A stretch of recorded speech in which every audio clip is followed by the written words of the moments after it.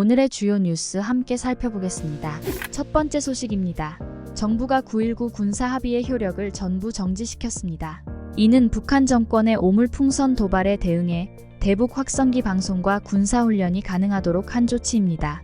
윤석열 대통령은 9.19 군사합의 전부 효력 정지안을 제거했다고 대통령실이 밝혔습니다. 이로써 대북 확성기 방송이 가능해집니다. 전날 국가안보실은 김태효 NSC 사무처장 주재로 NSC 실무조정회의를 열고 9.19 군사합의 전체 효력 정지를 국무회의에 상정하기로 결정했습니다. 북한의 도발에 더 이상 인내하지 않겠다는 뜻입니다. 국가안보실은 9.19 군사합의에 의해 제약받아 온 군사훈련이 가능해지고 북한의 도발에 대한 즉각적인 조치가 가능해질 것이라고 설명했습니다. 윤 대통령은 북한의 도발을 좌시하지 않겠다는 입장을 일관되게 유지해왔습니다. 한국과 아프리카 정상회의 개회사에서도 북한을 규탄하며 북한은 군사정찰 위성 발사와 미사일 시험을 계속하고 있으며 최근에는 오물을 실은 풍선을 날려보내는 등 비상식적인 도발을 해오고 있다고 말했습니다. 다음 뉴스입니다. 정부가 100일 넘게 이어지는 수련병원 전공의 이탈 사태 해결을 위해 사직을 허용했지만 전공의 단체는 병원으로 돌아갈 일 없다며 강경태세를 유지하고 있습니다. 정근영 전 분당 차병원 전공의 대표는 MBC 김종배의 시선집중에 출연해 2020년 구사의정 합의서에서 정부는 의료 정책을 할 때 의료단체와 협의한다고 명시했지만 지키지 않고 있다며 이런 상태에서 의정협의는 의미가 없다고 말했습니다.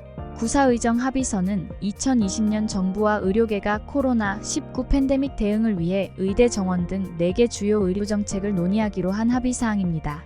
사직서 수리로 전공의들이 다른 병원에 취업해 의료 공백을 메울 기대에 대해서도 정 전 전공의 대표는 그렇게 흘러갈 것 같지 않다고 못 박았습니다. 그는 현재 정부의 의료정책에 반발해 사직을 한 것인데 정책이 철회되지 않는 한 병원에 돌아갈 일은 없을 것 같다고 설명했습니다. 정부와 전공의 단체 간 갈등이 계속되며 사태 해결이 쉽지 않아 보입니다. 다음 뉴스입니다. 정부가 경북동의 영일만 일대에서 약 140억 배럴의 석유와 가스 매장 가능성을 확인하기 위해 시추 탐사에 나섭니다. 이 탐사는 구멍 한 곳당 1천억 원 이상의 예산이 소요되는 고비용 사업입니다. 미국 액트지오의 데이터 분석이 결정적인 역할을 했지만 한 기관에 의존하는 것에 대한 우려가 있습니다. 정부와 한국석유공사가 액트지오에만 분석을 의뢰한 점이 논란입니다. 복수의 기관에 의뢰했어야 한다는 의견이 있으며 한 에너지자원공학 교수는 보통 외부 업체 여러 곳에 분석을 의뢰한다고 말했습니다. 한국지질자원연구원은 이번 프로젝트에 참여하지 않았습니다.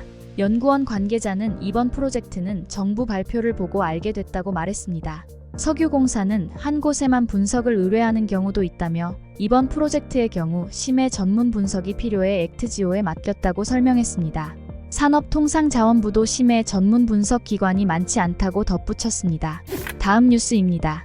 20년 전 경남 밀양 시내에서 발생한 고등학생들의 집단 성폭행 사건이 최근 한 유튜버의 신상 공개로 다시금 주목받고 있습니다. 이 사건은 당시 고등학생들이 울산의 여중생을 1년 동안 지속적으로 성폭행한 충격적인 사건으로 밀양 집단 성폭행 사건으로 알려져 있습니다. 5일 기준 유튜브 채널 나락보관소는 1일부터 이 사건 관련 동영상을 연속으로 게시하고 있으며 가해자로 지목된 2명의 신상을 공개했습니다.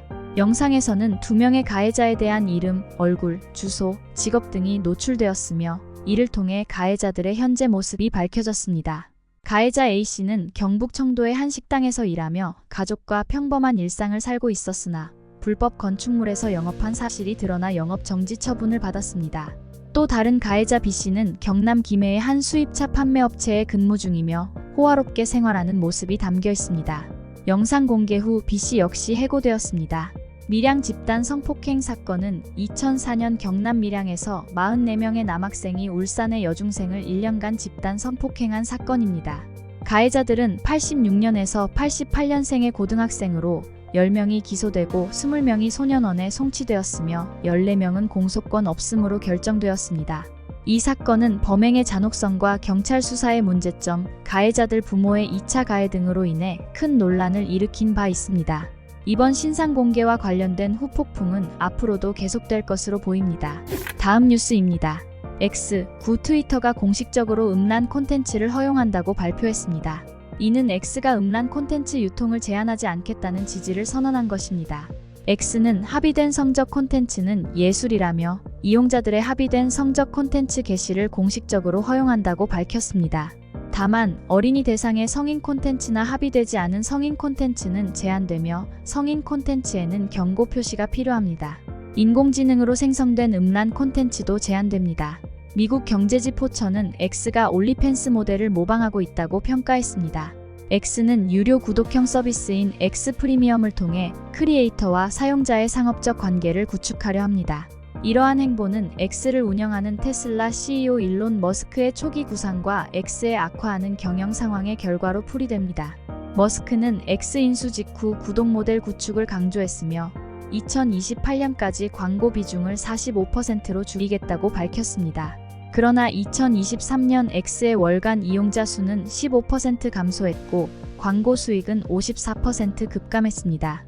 유해 콘텐츠 방치 논란, 반유대주의 논란 등으로 인해 이용자와 광고주가 등을 돌리고 있습니다. 다음 뉴스입니다. 조 바이든 미국 대통령이 11월 대선을 앞두고 강경한 이민 정책을 발표했습니다. 현지 시간으로 4일 바이든 대통령은 멕시코와 맞닿은 미 남부 국경에 일시적으로 빗장을 걸고 불법 입국자를 차단하는 행정명령을 발표할 예정입니다. 바이든 대통령은 남부 국경 지역 시장과 민주당 의원들을 초청해 행정명령 세부 내용을 의회에 통보했습니다. 이 행정명령은 불법 이주민 수가 1일 평균 2,500명을 넘으면 망명 신청을 차단하고 입국을 자동 거부하는 내용을 담고 있습니다. 불법 이주민 수가 1,500명 이하로 줄면 국경을 재개방할 계획입니다. 바이든 대통령의 이번 조치는 이민법 202조항에 근거를 두고 있습니다. 도널드 트럼프 전 대통령도 재임 시절 이 조항을 활용해 불법 이민자들을 차단한 바 있습니다. 불법 이민 문제는 11월 대선에서 핵심 이슈로 떠오를 전망입니다. 백악관은 바이든 대통령이 트럼프의 공세를 차단하고 유권자 표심을 되찾기를 기대하고 있습니다. 바이든 대통령의 이번 행정명령은 매년 수십만 명이 불법으로 미국에 입국하려는 상황을 고려한 조치입니다. 2021년 이후 매년 불법 입국 시도자는 총 200만 명에 달합니다. 이번 조치가 불법 입국자 수를 얼마나 줄일 수 있을지 주목됩니다. 마지막으로 날씨입니다. 내일은 6월 6일 현충일로 서울과 정선의 한낮 기온이 31도까지 오르며 한여름 더위가 계속될 전망입니다. 강원도와 전남, 제주 곳곳에는 소나기가 내릴 것으로 예상됩니다. 전국 하늘이 대체로 맑겠지만 대부분 지방의 오존 농도가 나쁨 수준을 보일 것으로 보입니다. 내일 아침 서울의 최저 기온은 19도, 대전과 대구는 16도로 예상되며 한낮 기온은 서울 31도, 광주 27도로 예보됩니다. 주말 동안에는 전국적으로 비가 내릴 전망입니다. 특히 충청과 남부, 제주를 중심으로 강한 비가 내릴 가능성이 있습니다. 날씨였습니다. 오늘의 주요 뉴스는 여기까지입니다. 구독과 좋아요, 알람 설정은 뉴스 제작에 큰 힘이 됩니다. 시청해주셔서 감사합니다.